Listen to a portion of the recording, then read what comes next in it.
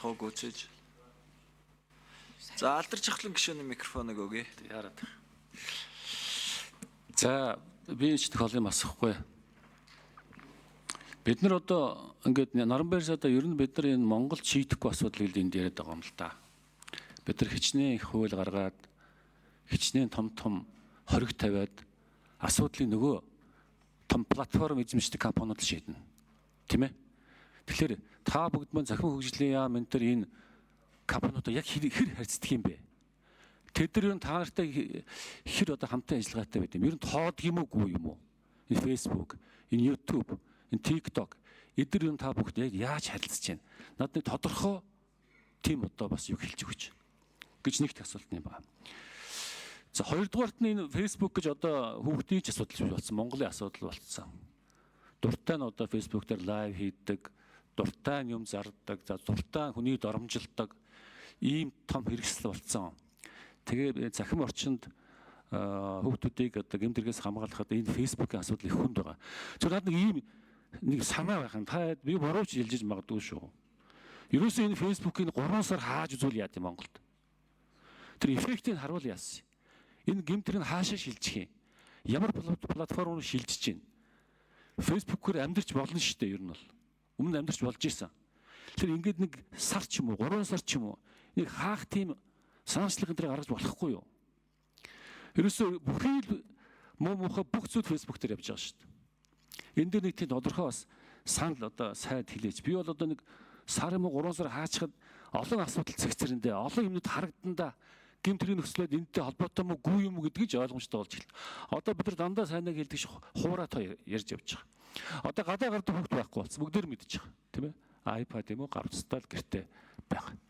Яаж гадаа гаргадаг болох вэ? Яаж нийгэмдээ харьцуулдаг болох вэ? Энэ чиглэлээр босрлын яам засгийн газар ер нь юу бодож байна вэ? За энэ 3 асуулт их асууч. Тэгээд хариулт авъя. За Наранбаяр гишүүний микрофоныг өгье. 8 дугаар микрофон. За баярлалаа. Би таны сүүлчийн сүүлийнх нь асуултад хариулъя. Харин одоо энэ ажлын хэсгийг одоогонд ахалж байгаа манай гандлага зөвлөх бас хариулъяд явнаа. Тэр Австралийн холбоотой юмнуудыг. За тэгэхээр маш сонирхолтой санал байна. Та бас их сонирхолтой тийм саналууд ярьдаг, их тийм шинэлэг ийм юм. Тэгэхээр энэ нэрээ би бас төсөөлөд бодвол үзлээ л дээ. Би өөрөө 101 мянган одоо дагагчтай. Тэгээд ийм хүн. За тэгээд 6 сар хэрвээ Facebook болчихвол одоо бидний мэдээлэл яаж хүрэх вэ? Манай медиа буюу манай хэвлэл мэдээлэл өөрөө яах вэ, тийм ээ? Гээд нэг ийм их л сонирхолтой л орчин үүсэх юм байна зүгээр. Ковидын үед бол хил хаагдана гэж хинч бодохгүй байж байгаа хил хааж үтсэн. Ингээл ийм энэ Facebook-гүйгээр одоо энэ орчин үеийн нийгэм одоо энэ Instaч гэдэг юм уу ийм SNS-гүйгээр нэг 6 сар байгаад үзвэл яах вэ гэдэг ингэх юм бол их л сонирхолтой л байна. Зүгээр симуляц дээр бас хийж үзэж болох юм симуляц дээр тийм ээ симуляц дээр.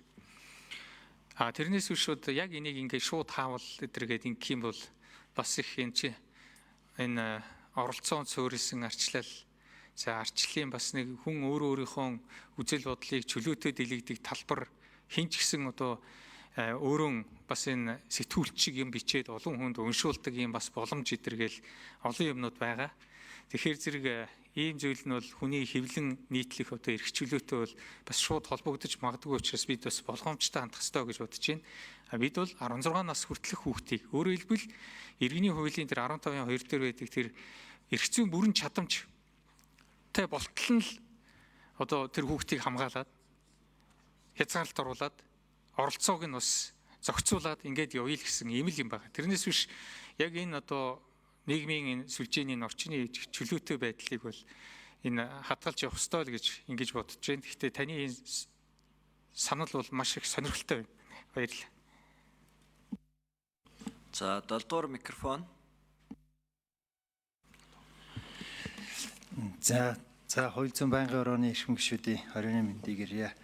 Ер нь энэ бид бүгдийн ер нь боловсролын яам дээр санаачилсан. Өөрийгөө уучлаарай танилцуулаарай. Би Гант тулга боловсролын сайдын зөвлөх энэ ажлын хэсгийн ахлагчаар ажиллаж байгаа.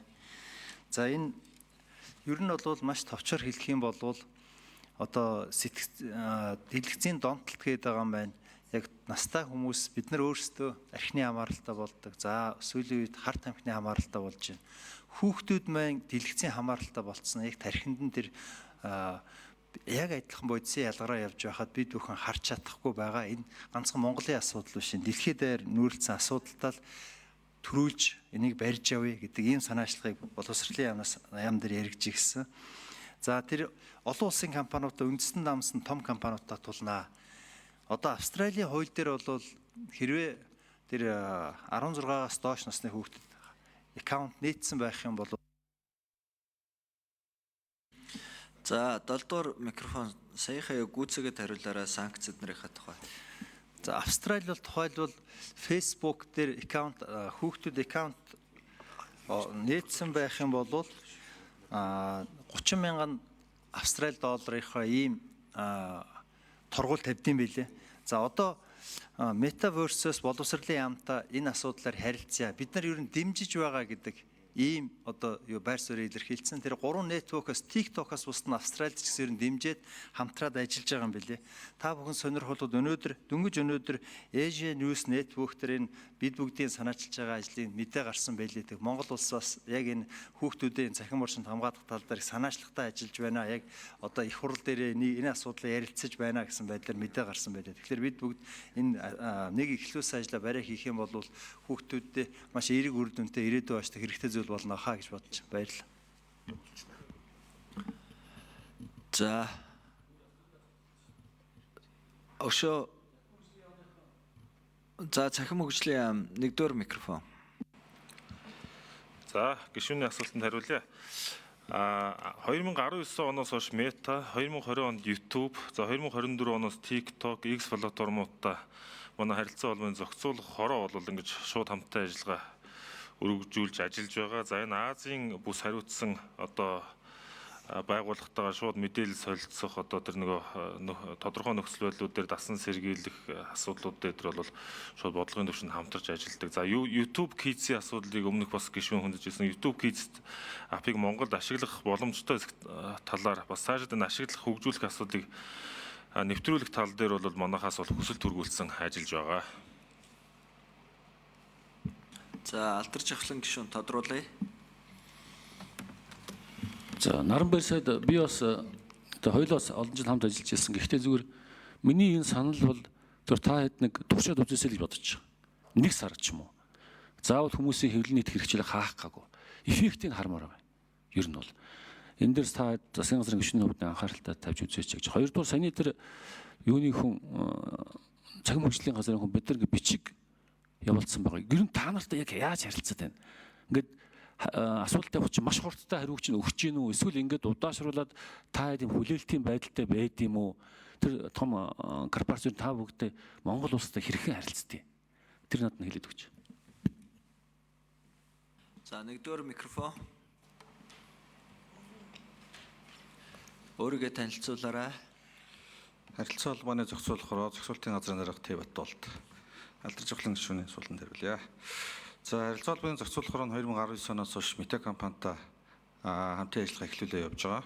За Meta компани хамтын ажиллагааны хүрээнд бол хууль бус контентийг Meta платформоос устгуулах хүрээнд бол хамтын ажиллагаа явдаг. За холбогдож ажиллаж байгаа төв нь бол Азийн хундлаа хариуцсан төв буюу Сингапурт барилж байгаа Meta компани офистай харилцдаг.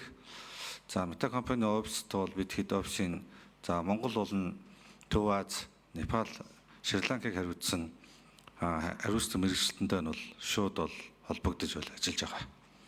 За бид хэдийн хүсэл тавьсан хариултанд бол ер нь бол боломжтой хугацаанд бол хариу өгдөг.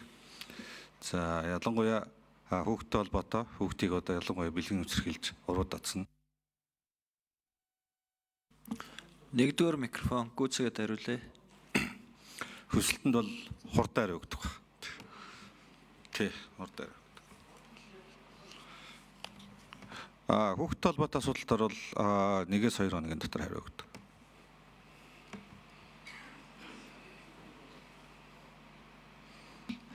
Наранбаяр сайд хариулъя.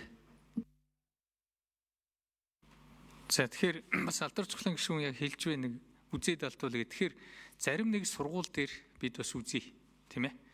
тэртээ дэргөө бас харилцах юунууд нь платформуд нь бэлэн ийм сургуулиуд олон байдаг. Тэгээ тэн дээр бас хааж үзээд тэгээ зөвхөн одоо тэр платформороо харилцаад ингээд яваад бас туршиж үзэх бас боломж байна гэж харлаа. Баярлалаа. За, Ариун заяа гишүүний